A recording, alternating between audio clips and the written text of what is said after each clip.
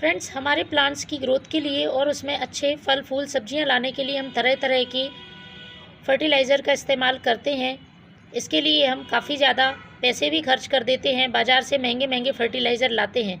लेकिन कुछ ऐसी घरेलू चीज़ें होती हैं जिनके इस्तेमाल से आपको बाहर के फर्टिलाइज़र की ज़रूरत नहीं पड़ेगी और आप जैविक फर्टिलाइज़र से ही अपने प्लांट में बहुत अच्छी मात्रा में फल फूल पा सकते हैं और उसकी ग्रोथ को भी बढ़ा सकते हैं। तो आज के वीडियो में मैं एक ऐसे ही फर्टिलाइज़र की बात करूंगी जिसके उपयोग से पूरी सर्दियों प्लांट ख़राब नहीं होगा और अपनी ग्रोथ बनाए रखेगा। पत्तियां हरी भरी रहेंगी, पीली नहीं पड़ेंगी और फूल भी अच्छे आकार में आएंगे। इसके साथ ही ये फर्टिलाइज़र प्लांट में लगने वाले इंसेक्ट से भी पौधे की सुरक्षा करेगा। मिट्टी में किसी तरह के फंगस होंगे, इंसेक्ट, स्लग्स, स्नेल्स, उनको भी दूर रखेगा। चींटियाँ भी इसके यूज़ से नहीं आएंगी। बस आपको इसका तरीका जानने की ज़रूरत है, किस तरीके से बनाना है। इस फर्टिलाइज़र में मैंने 2 चीज़ों का इस्तेमाल किया है, दोनों ही पोषक तत्वों से भरपूर हैं और आपको आसानी से उपलब्ध हो जाएंगी। इस फर्टिलाइज़र का आप सभी प्लांट्स पर यूज़ कर सकते हैं, परमानेंट फ्लावरिंग प्लांट्स हों या विंटर प्लांट्स हों या फिर फ्रूटिंग या वेजिटेबल प्लांट्स हों, सभी के लिए बहुत ही फ़ायदेमंद है। यदि आप इसे अभी सर्दियों में इसका यूज़ करते हैं तो ये प्लांट की सॉइल का टेम्परेचर भी मेंटेन करके रखती है, क्योंकि इस फर्टिलाइज़र में जो हीट होती है वो प्लांट को कड़ाके की ठंड में भी मरने नहीं देती है और प्लांट की जड़ें स्वस्थ बनी रहती हैं। Nitrogen, phosphorus, potassium, calcium, iron, magnesium, sulphur जैसे तत्वों से भरपूर ये फर्टिलाइज़र प्लांट की सारी ज़रूरतों को पूरा करेगा। यदि प्लांट बहुत कमज़ोर हो गया है, प्लांट की टहनियाँ या पत्तियाँ पीली पड़ रही हैं, नई ग्रोथ शुरू नहीं हो रही है, तो आप इस फर्टिलाइज़र का यूज़ करके देखें, आपको बहुत अच्छे रिज़ल्ट मिलेंगे। गुलाब, गुड़हल, अपराजिता, गुलदाउदी जैसे प्लांट्स जो कि फ्लावर हमेशा देते रहते हैं, तो उनके लिए पोषक तत्वों की ज़्यादा ज़रूरत पड़ती है। तो आप चाहते हैं कि इन पौधों से हम पूरी सर्दियों फूल ले सकें, तो आप इस फर्टिलाइज़र का यूज़ करें।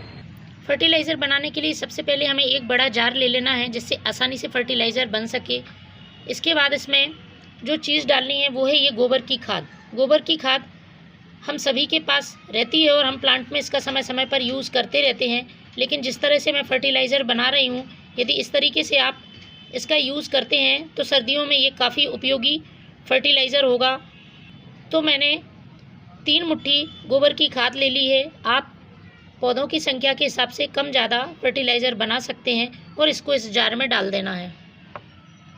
गोबर की खाद नाइट्रोजन से भरपूर होती है, इसके साथ ही इसमें सभी पोषक तत्व प्लांट के लिए मिल जाते हैं और इसमें मिट्टी को उपजाऊ बनाने की क्षमता होती है। सभी तरह के पौधों के लिए काफ़ी यूज़फुल है। इसके बाद इसमें जो दूसरी चीज़ मिलाऊंगी, ये 1 चम्मच राख, वुड ऐश है, ये लकड़ी की राख है। लकड़ी की राख में अच्छी मात्रा में पोटेशियम और कैल्शियम पाया जाता है। प्लांट में जब कैल्शियम की कमी हो जाती है तो प्लांट की ग्रोथ रुक जाती है, प्लांट वीक हो जाता है। तो समय समय पर हमें NPK के साथ साथ कैल्शियम भी प्लांट को देना होता है।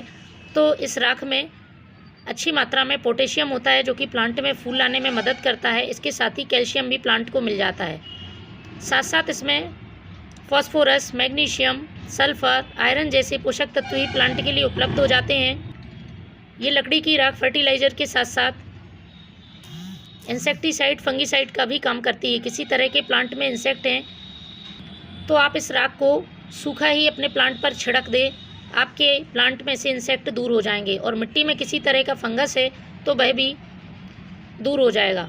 तो मैंने ये 1 चम्मच राख ले ली है और इसको इसमें ही डाल देना है। लेकिन इस राख का इस्तेमाल करते समय इस बात का ध्यान रखें, आपको ज़्यादा मात्रा यूज़ नहीं करनी है, क्योंकि राख की ज़्यादा मात्रा प्लांट की मिट्टी का pH गड़बड़ कर देती है। इसमें एल्कलाइन नेचर होता है और यदि आप ज़्यादा राख इस्तेमाल करते हैं या बार बार इस्तेमाल करते हैं तो प्लांट की ग्रोथ रुक जाती है। तो सिर्फ उतनी ही मात्रा इस्तेमाल करनी है जितनी प्लांट के लिए ज़रूरी हो और महीने में 1 बार ही इसका यूज़ करना है। इसके बाद इसको पानी से भर के हमें 2 दिन के लिए रख देना है। पानी आपको जितना चाहें आप भर सकते हैं। यदि पानी आप ज़्यादा डालते हैं तो आपको डाइल्यूट कम करना होगा और यदि कम डालते हैं तो हमें डाइल्यूट ज़्यादा करना होगा।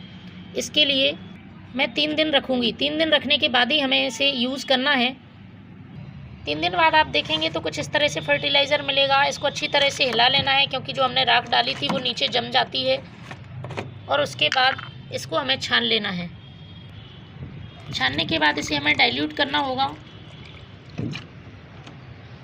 तो यदि आपने गोबर की खाद की क्वांटिटी ज़्यादा ली है और पानी की कम ली है तो आपको ज़्यादा डाइल्यूट करना होगा। मैंने पानी ज़्यादा पहले ही डाल दिया, इसलिए मैं 1 भाग फर्टिलाइज़र और 1 भाग पानी मिलाकर प्लांट्स पर यूज़ करूँगी। तो पॉट की साइज़ के हिसाब से प्लांट की सॉइल में इस तरह से आप फर्टिलाइज़र डालें। फ्रेंड्स, आप भी इस फर्टिलाइज़र का यूज़ करें। Thank you.